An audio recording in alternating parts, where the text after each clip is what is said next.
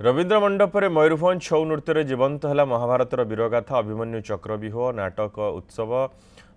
मयूरभंज छौर ऐतिह्य को विश्व दरबार में पहुंचा लक्ष्य जिला प्रशासन मयूरभंज प्रोजेक्ट छौनी द्वारा तृतीय जातीय उत्सव नाटकी आयोजित होता है। उत्सवर मुख्य आकर्षण था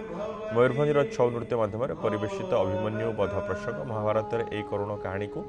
शिल्पी माने खंडा ढाल शक्तिशाली युद्ध भंगिमा सह अत्यंत जीवंत भाव उपस्थापन करते आईन मंत्री पृथ्वीराज हरिचंदन व्यक्तिगत भाव कार्यक्रम उच्च प्रशंसा कर मंत्री सबु कलाकार को संबर्धित करने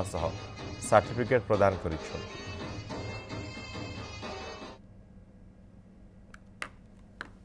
छौ नृत्य शैलीर मु सब बेले निजे व्यक्तिगत भाव में जड़े प्रशंसक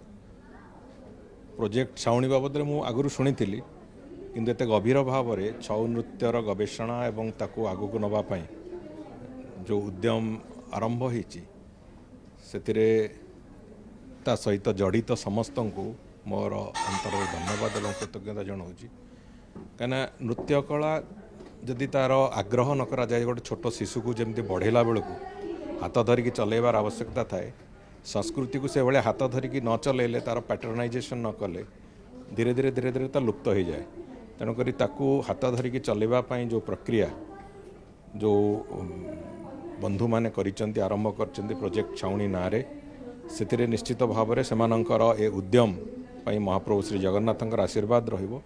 एवं ए अभिनव उद्यम ओडिशार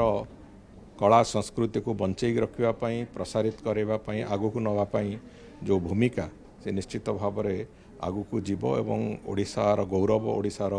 गर्व हिसाब से परिचित कर समग्र विश्व में ये विश्वास अच्छी।